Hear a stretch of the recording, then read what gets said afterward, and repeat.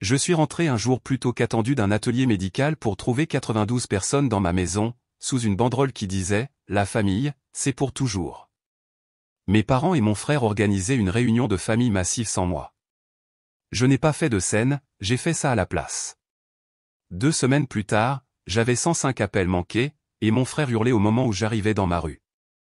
Je ne pensais qu'à mon lit. J'étais épuisé. J'avais mal au dos après 3 jours passés sur de mauvaises chaises de conférence, et j'avais encore mal au cou après avoir fait des démonstrations de correction de posture à des inconnus.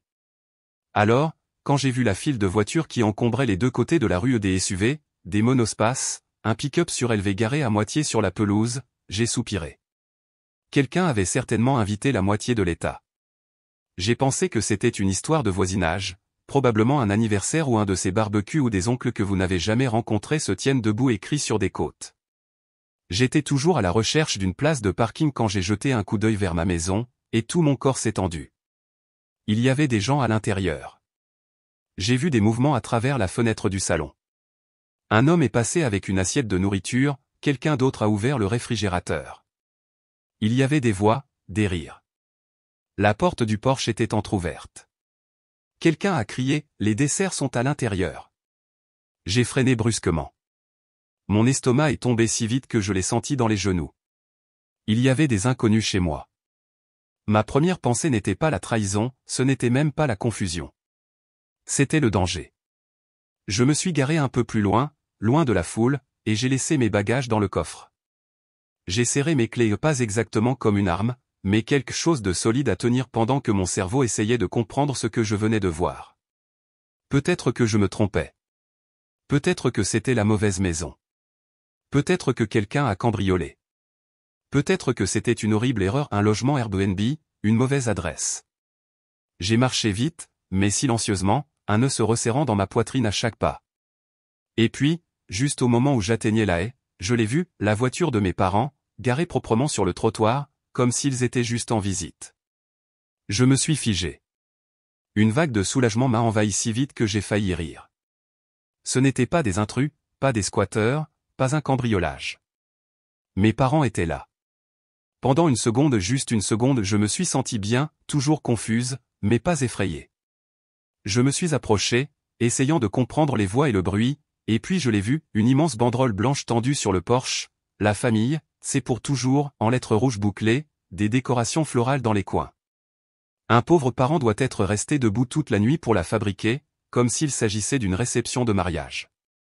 Et sous cette banderole, les voilà, ma mère, Janice, souriante avec une limonade dans une main et une assiette de salade de pommes de terre dans l'autre, mon père, Lou, installé dans l'une de mes chaises de jardin comme un propriétaire satisfait, et au centre de tout cela, Gray, mon frère, souriant, accueillant, portant une chemise qui allait avec la moitié des personnes dans la cour. Ce n'était pas un cambriolage, c'était une fête, une réunion de famille à grande échelle, traiteur, coordonnée dans ma maison, sans moi. Personne ne m'avait encore vu. Je me suis tenu derrière la haie comme une intruse, j'ai regardé ma famille errer sur ma pelouse, transporter mes plats, s'asseoir sur mes chaises, des cousins que je n'avais pas vus depuis des années, des tantes et des oncles, des cousins au second degré, leurs enfants tous invités, sauf moi. Je n'ai pas pleuré, je n'ai pas crié, je n'ai pas fait de scène. Je me suis juste retourné, je suis retourné à ma voiture calme à l'extérieur, engourdie à l'intérieur. Je suis allé nulle part en particulier. Je me suis retrouvé dans un hôtel bon marché aux lumières vibrantes et à une tache suspecte sur le rideau, j'ai payé en espèces, je n'ai pas défait mes bagages. Je suis resté là, complètement habillé, les chaussures encore aux pieds, écoutant le climatiseur grincer et ne pensant qu'à une chose, cette banderole, la famille, c'est pour toujours, sauf si vous êtes gênant, sauf si vous êtes facile à ignorer, sauf si vous ne portez pas les t-shirts assortis.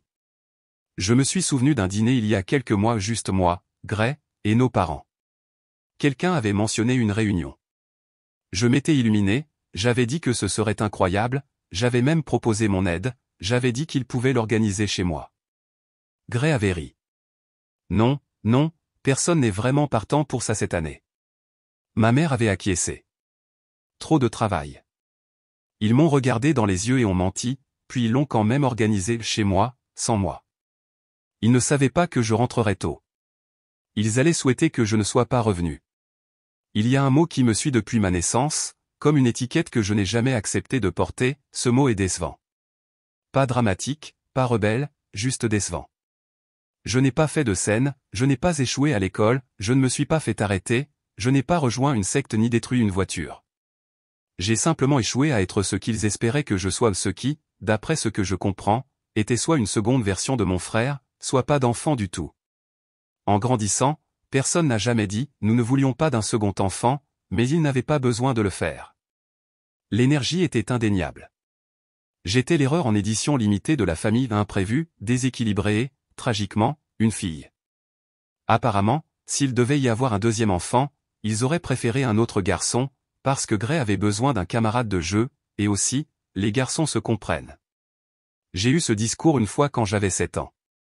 Je ne me souviens pas qu'il a dit peut-être une tante, mais ça m'est resté. Ils ne m'ont jamais dit ouvertement que j'étais né mâle, mais je l'ai compris à la façon dont ma mère soupirait quand je voulais une poupée au lieu d'un camion jouet, à la façon dont mon père hésitait quand les gens demandaient s'ils avaient fini d'avoir des enfants, comme s'il ne savait pas comment formuler l'accident que j'étais, à la façon dont mon frère me présentait comme sa sœur avec le même ton que les gens utilisent quand ils disent « j'ai une intoxication alimentaire ». Et si être né était la première erreur, tout ce qui s'est passé après n'était qu'une continuation du thème. J'aimais les mauvaises choses, je lisais trop, je ne m'intéressais pas aux mathématiques, je m'intéressais à l'anatomie et à la biologie et je voulais apprendre comment le corps fonctionnait non pas parce que je voulais devenir chirurgienne, ce qui aurait pu les impressionner, mais parce que j'aimais aider les gens à remarcher après s'être cassé quelque chose. Encore une erreur. J'avais les mauvais amis et des enfants tranquilles, des enfants artistes, des enfants qui ne faisaient pas de sport universitaire ni de bénévolat pour les tournois de débat. Mon frère a dit une fois que j'attirais les originaux. Mes parents ont ri à l'époque. J'ai ri aussi. J'avais 12 ans. Gray, quant à lui, était tout ce qu'il voulait, intelligent, confiant, compétitif. Il gagnait des prix comme si c'était un travail à plein temps, faisait du sport, obtenait des A, allait dans une université prestigieuse et obtenait un diplôme en droit, ce qu'il aimait rappeler chaque fois que je mentionnais être fatigué. Fatigué ? Essayer de rester éveillé toute la nuit pour rédiger des dissertations de droit constitutionnel. J'apprenais à quelqu'un à remarcher après une opération de la colonne vertébrale. Gray n'avait pas d'importance, il était l'enfant d'or. J'étais la fille accidentelle aux opinions peu pratiques et au zéro glamour de carrière. Plus tard, lorsque j'ai choisi la physiothérapie, les réactions ont été rapides et subtiles, alors, pas une vraie médecin. C'est quand même super. C'est bien d'avoir un métier, je suppose. C'est un peu comme la massothérapie, n'est-ce pas? Pour mémoire, non, ce n'est pas du tout. J'ai obtenu mon diplôme avec mention. Personne n'est venu à la cérémonie. Gray avait une réunion, et mes parents ont dit qu'ils avaient déjà fait toute l'histoire de l'université une fois. J'ai acheté ma propre maison 2 ans après ça. Il m'a fallu des années pour économiser la compte tout en remboursant mes prêts étudiants. Quand j'ai appelé ma mère pour lui annoncer, elle n'a pas dit « félicitations ». Elle a dit « es-tu sûr de pouvoir te permettre quelque chose d'aussi grand ?» Cette maison est devenue ma petite victoire, mon endroit, mes règles. Du moins, c'est ce que je pensais. Pendant ce temps, Gray a épousé Mara, qui était adorable dans ce genre de manière terriblement efficace.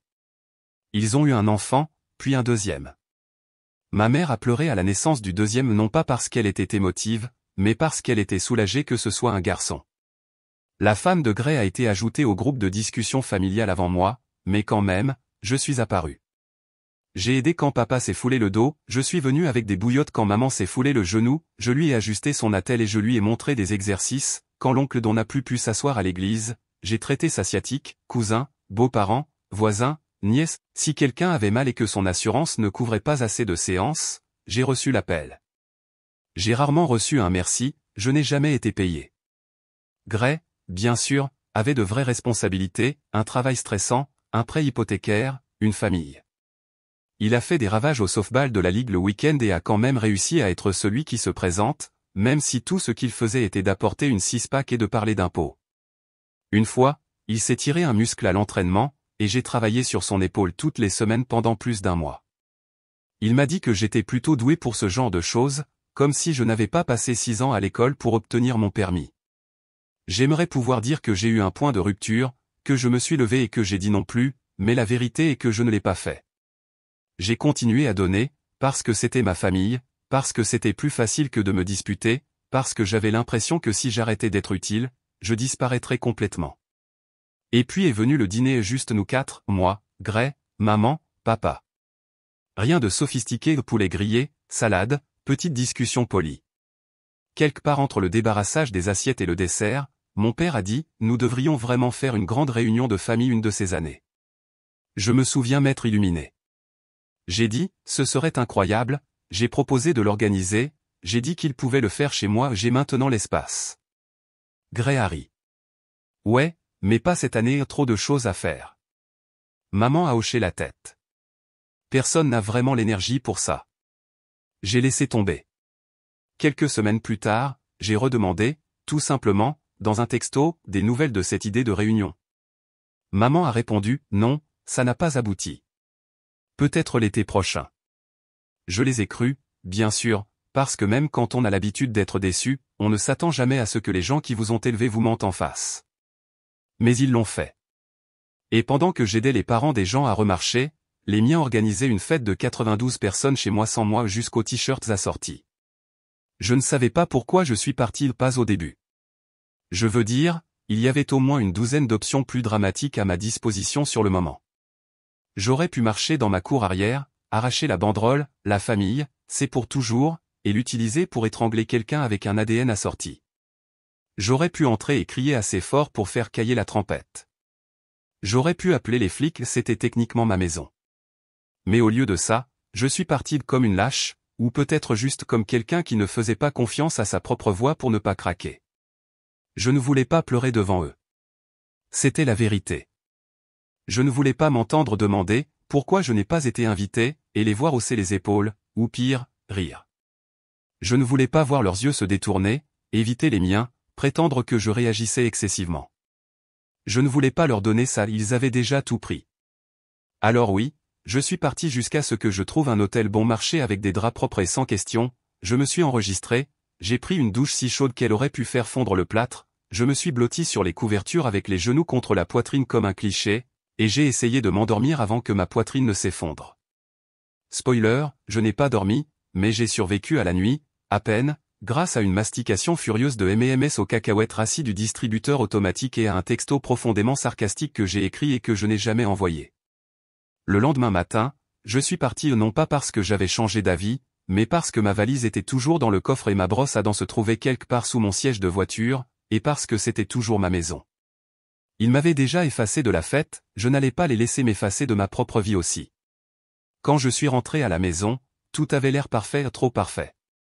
Les coussins étaient gonflés, les comptoirs étaient propres, ma couverture pliée était placée un peu trop soigneusement sur le bras du canapé, comme si quelqu'un avait cherché sur Google comment réinitialiser une scène de crime. Si je ne l'avais pas vu de mes propres yeux, je ne l'aurais pas cru. J'ai laissé tomber mes clés dans le bol, j'ai enlevé mes chaussures, et je me suis assise à la table de la cuisine comme un fantôme dans ma propre vie. Puis j'ai ouvert mon ordinateur portable et j'ai ouvert mon application bancaire. J'envoyais $300 par mois à mes parents depuis que j'avais commencé à travailler à plein temps. Gray ne le savait pas. Mes parents ne l'ont jamais demandé à haute voix, mais une fois que j'ai obtenu mon permis, il y a eu quelques commentaires de trop sur les prix élevés des épiceries et le simple besoin d'un peu d'aide en ce moment. Ils ont fait comme si c'était temporaire, mais d'une manière ou d'une autre, c'est devenu une tradition. Plus maintenant. Un clic. Virement annulé. Puis j'ai ouvert mon calendrier de travail et j'ai commencé à faire le ménage. Le suivi de papa? Supprimé. Le contrôle de la fascite plantaire de la tante Lorna? Disparu. Le cousin aux douleurs au tibia qui vous envoie des textos comme si j'étais de garde pour la gestion gratuite des douleurs aux jambes? Au revoir. Et puis il y avait Gray, 10h lundi, vérification de la mobilité de l'épaule une rapide avant le grand match. J'ai appuyé sur supprimer à 22h04. Mon téléphone s'est allumé à Gray. Je n'ai même pas soupiré, j'ai juste répondu. Salut, ai-je dit. Tu as annulé ma séance. Oui. Pourquoi? Je suis occupé. Il a gardé le silence une seconde. Occupé comment? C'est juste un petit réglage. Mon match est demain, tu te souviens? Ouais. Donc tu sais comment mes épaules ont réagi. Je suis sûr que tu peux trouver quelqu'un, ou t'étirer, ou quoi que ce soit. Tu es en colère. Non, ai-je dit en m'inclinant dans ma chaise. Juste occupé. Il y a eu cette pause, ce silence légèrement malaisant où quelqu'un essaie de comprendre ce qu'il a manqué parce qu'il sait qu'il a manqué quelque chose, mais vous ne lui donnez pas la clé de réponse. Tu pourrais, a-t-il finalement demandé. Totalement, ai-je dit. Nous sommes restés dans cette étrange impasse un peu plus longtemps avant que je ne mette fin à l'appel. 1 heure plus tard, maman a appelé. Elle n'a pas mentionné la fête pas une seule fois. Elle a juste parlé de la météo, de la façon dont Gray était stressée par le tournoi et de la façon dont elle regardait des rediffusions de cette émission de rénovation domiciliaire qu'elle aime. J'ai écouté, j'ai demandé comment leur semaine s'était passée. Oh, rien de spécial, a-t-elle dit. Nous sommes restés en ligne, j'ai failli rire presque mais à la place, j'ai juste dit, cool, et je l'ai laissé partir. Le lendemain matin, mon téléphone a sonné à nouveau à Gray. Cette fois, il ne semblait pas suffisant ou décontracté, il ressemblait à quelqu'un qui essayait de garder le niveau de sa voix alors que tout lui faisait mal. « Es-tu à la maison » a-t-il demandé. « Pourquoi ?»« Je vais venir. »« Je travaille. »« S'il te plaît » a-t-il dit. « Je pense que j'ai fait une erreur. Je ne peux pas lever le bras correctement, et mon dos commence à se figer. Je ne peux même pas tenir mon enfant en ce moment. » Mara panique. « C'est nul. Il s'est tu. Est-ce que tu ne vas sérieusement pas m'aider? Je ne suis pas disponible. Un battement. Est-ce que quelque chose s'est passé? Je n'ai pas répondu. Il a expiré, comme si ça lui coûtait cher. Est-ce à cause du regard? Si tu es fâché, dis-le simplement. Je n'ai rien dit. Il a continué. On allait te le dire un jour ou l'autre. C'était censé être une blague. D'accord, a-t-il lancé, juste une idée stupide, et puis maman s'est impliquée, et ça s'est transformé en quelque chose, et honnêtement, on a pensé que tu apparaîtrais et que ce serait drôle comme une surprise. J'ai laissé le silence s'installer. Je pouvais l'entendre se débattre sous ce silence. Finalement, il a demandé, tu savais? J'ai pris une gorgée de mon café. Aucune idée de ce dont tu parles. C'était tout. Je n'ai rien dit d'autre. Il a continué à attendre, a continué à essayer d'obtenir une réaction, comme si peut-être je finirais par craquer et crier ou pleurer ou demander pourquoi il l'avait fait, mais je ne l'ai pas fait. Finalement, il a raccroché. Plus tard dans la soirée, maman a appelé à nouveau. Elle a dit que Gray criait de douleur et qu'il n'était pas juste de punir toute la famille juste parce que j'étais sensible. J'ai dit, je suis occupé, et j'ai raccroché. Le lendemain, j'ai reçu un message de mon oncle Denis, le seul à avoir une conscience, ou du moins un filtre fonctionnel. Il a dit qu'il avait simplement supposé que je ne venais pas, qu'il ne savait pas que je n'avais pas été invité. Je trouvais bizarre que tu ne sois pas là. Ton nom n'était pas sur la liste. Je voulais juste te faire savoir que j'avais remarqué.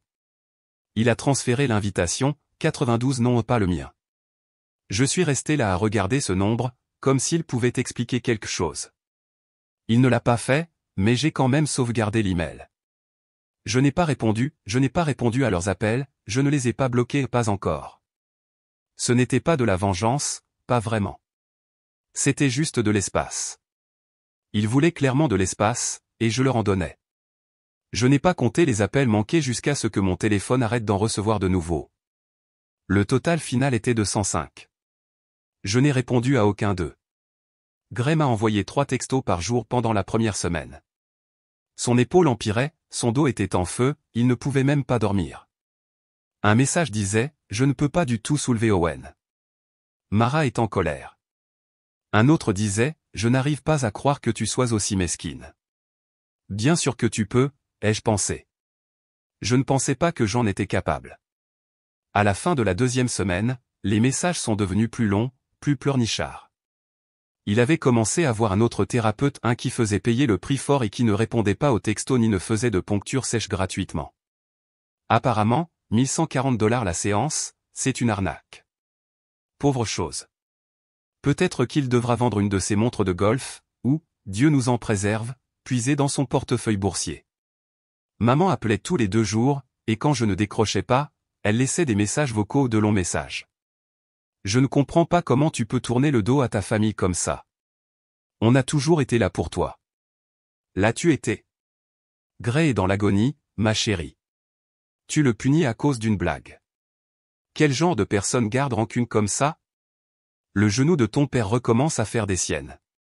On ne te demande pas de travailler gratuitement, juste de nous aider un peu, n'est-ce pas? Tout comme je l'ai toujours fait discrètement, avec gratitude, de manière invisible. Puis les messages vocaux ont cessé, et ils sont apparus. J'ai vu leur voiture en premier, garée de travers devant mon allée, comme s'ils s'étaient arrêtés à mi-chemin pour décider si c'était une bonne idée. Mes parents se tenaient sur le porche comme des missionnaires qui vendaient de la culpabilité. Maman tenait un sac fourre-tout en toile comme s'il s'agissait d'une offrande de paix, papa portait la veste qu'il ne mettait que lorsqu'il voulait paraître raisonnable. J'ai ouvert la porte. « Salut », a dit maman, le sourire crispé et la chaleur forcée. « On peut entrer ?» « Non. » Son sourire s'est un peu fissuré. Papa s'est raclé la gorge. « On veut juste parler. »« Vous parlez ?» Ils se sont tenus là comme s'ils s'attendaient à ce que je m'écarte. « Je suis sûr que vous avez remarqué, » a finalement dit papa, « que votre virement n'est pas passé. C'est généralement ce qui arrive lorsqu'il est annulé. » Eh bien, on se demandait si c'était une erreur. Il a dit prudemment, « Tu as toujours aidé, et ta mère et moi avons des revenus fixes maintenant. C'est un peu difficile. Alors peut-être que Gray devrait t'aider. » Ils n'ont pas répondu. J'ai laissé le silence s'épanouir lourd et vif. Il a 2 enfants, a essayé maman, et un salaire à 6 chiffres et aucune dette étudiante et une cuisine entièrement rénovée, et c'est moi qui couvre tes factures. Ne dis pas ça comme ça, a-t-elle dit. Tu fais comme si tu étais exploité. J'ai incliné la tête. Ne le suis-je pas? Ses yeux se sont rétrécis. Ce n'est pas toi. Tu n'es pas aussi froide. C'est moi, ai-je simplement dit. Vous m'aimiez mieux quand j'étais épuisé, calme et utile. Maman a déplacé le sac sur son bras comme si elle avait oublié qu'elle le tenait. Alors c'est ça? Tu nous coupes? Je coupe la version de moi qui a laissé ça continuer. Papa a expiré. Tu es émotive. Non, ai-je dit, et j'ai souri faiblement. Je suis rationnel. Ils n'ont pas compris, bien sûr qu'ils n'ont pas compris. Ils sont restés là à cligner des yeux, comme si quelqu'un avait débranché leur seule prise de courant. Je n'ai pas claqué la porte, je l'ai juste fermée doucement. Ils n'ont pas frappé à nouveau. Au cours des semaines suivantes, les messages ont ralenti. Les mises à jour de Gray sont devenues amères, ce nouveau thérapeute est nul. Il ne fait même pas de poncture sèche. J'en ai assez. Mes épaules sont détruites. Tu as gagné. Je n'ai pas répondu. Une de mes cousines m'a envoyé un message pour me demander si j'allais bien. Je lui ai dit que j'allais bien, juste occupé. Elle a renvoyé un pouce levé et rien d'autre. Apparemment, les canaux de potins familiaux étaient passés à la vitesse supérieure. J'ai commencé à recevoir des j'aime étranges et passivement agressifs sur mes stories Instagram de la part de personnes à qui je n'avais pas parlé depuis des années. Une tante a publié une citation sur le pardon et n'a tagué personne subtile. Papa m'a envoyé un texto une fois pour dire qu'il pensait vendre la maison et réduire la taille de leur logement en ne demandant pas d'argent, pas directement, juste en train de le faire flotter. Une semaine plus tard, maman a laissé un message vocal disant que Gray ne viendrait plus pour le dîner du dimanche, ses factures de thérapie grignotent leurs économies. Il avait l'air fatigué, pas triste, juste épuisé par la réalisation que Gray n'allait jamais reprendre le travail que j'avais fait en silence. Finalement, elle a cessé d'appeler aussi. Et puis quelque chose d'inattendu s'est produit, les gens ont commencé à tendre la main non pas pour me faire pression, mais pour s'excuser. Cela a commencé par un message de ma cousine Lassie. Elle n'est pas dramatique, pas du genre à s'impliquer dans quoi que ce soit à moins que cela n'affecte directement ses listes de lecture Spotify. Salut, est-ce vrai que tu n'as pas été invité à la réunion dans ta propre maison? C'est franchement dégoûtant. Je suis désolé. Je n'en avais aucune idée. J'ai regardé l'écran longtemps avant d'écrire, ouais, c'est vrai. Elle n'a pas essayé de l'expliquer, elle a juste écrit, tu méritais mieux. Ils te doivent tellement plus qu'une excuse. Après ça, c'était comme si une fissure avait traversé l'arbre généalogique. Tante Jasmine m'a envoyé un message ensuite. Elle a dit qu'elle pensait que j'étais hors de la ville quand je ne suis pas apparu, elle a dit qu'elle s'est sentie malade quand elle a découvert la vérité. Mon cousin Anthony a admis qu'il avait simplement supposé que j'étais à l'intérieur à aider avec quelque chose, et maintenant il se sentait comme un idiot. Quelqu'un que je ne connais toujours pas a transféré une capture d'écran d'une conversation de groupe familial. Gray avait écrit, c'était juste une chose informelle. On ne pensait pas qu'elle voudrait venir de toute façon. Plutôt drôle, TBH. Et en dessous, quelqu'un a répondu, mec, c'était dans sa maison. Soudain, les gens ont choisi leur camp, et ils n'ont pas choisi le sien. Quelques parents ont appelé non pas pour me culpabiliser, mais pour s'excuser sincèrement. L'un d'eux a dit, si quelqu'un m'avait fait ça, j'aurais brûlé la banderole et les t-shirts. Un autre a dit, honnêtement, ça a du sens maintenant. Tu as toujours fait plus pour tout le monde. Ce n'était pas une révolution, personne n'a peint, honte, sur le garage de mes parents. Mais le changement était réel. Les invitations qui allaient autrefois chez eux m'arrivaient maintenant directement. Certains cousins ont cessé de répondre aux messages de groupe de ma mère, certains ont même dit qu'ils avaient reconsidéré leur visite pendant les vacances. Apparemment, la culpabilité est contagieuse lorsque suffisamment de personnes admettent qu'elles regardaient ailleurs. Aigret ? Il s'est tu le silence radio. Peut-être parce que le nouveau thérapeute facture des frais d'annulation, peut-être parce qu'être un enfant d'or ne donne pas le même effet lorsque les gens cessent d'applaudir. Un parent qui bénéficiait de séances de physiothérapie gratuites depuis des années m'a finalement envoyé un message et m'a dit, si tu ouvres un cabinet privé un jour, je veux être ton premier client payant. J'ai dit, merci. Je suis complètement réservé maintenant. Et c'est tout, pas de discours, pas de crise, pas de moment de réconciliation où quelqu'un voit enfin ma valeur pendant le dîner du dimanche. Juste un changement silencieux, juste des gens qui me montrent, de petites manières, qu'ils ont finalement compris, et pour une fois, je n'ai pas eu à m'expliquer. Cela fait 1 an. Je n'ai plus aucun contact avec mes parents aigrais complètement. Pas d'appel, pas de texto, rien. J'ai entendu dire par le bouche à oreille que mes parents ont finalement vendu la maison, qu'ils ont réduit la taille de leur logement. Apparemment, leurs revenus fixes se sont resserrés une fois que mes dons mensuels de $300 ont disparu. Gray, comme on pouvait s'y attendre, n'est pas intervenu trop occupé à financer ses week-ends de golf et ses massages d'épaule auprès de quelqu'un qui facture le plein tarif. Pendant ce temps, je n'ai jamais été aussi en paix. Je ne donne toujours pas de thérapie gratuite à personne, et, chose amusante, les gens me respectent davantage pour ça. Je suis maintenant réellement invité à des événements. Les cousins prennent des nouvelles et me font participer au projet d'anniversaire. Les gens disent des choses comme « on t'a manqué l'année dernière », et cette fois, ils le pensent. C'est calme, solide et à moi plus besoin de mendier une place à une table que j'ai contribué à construire. Mais parfois, je me demande, avait-il été juste de ne pas les confronter ce jour-là?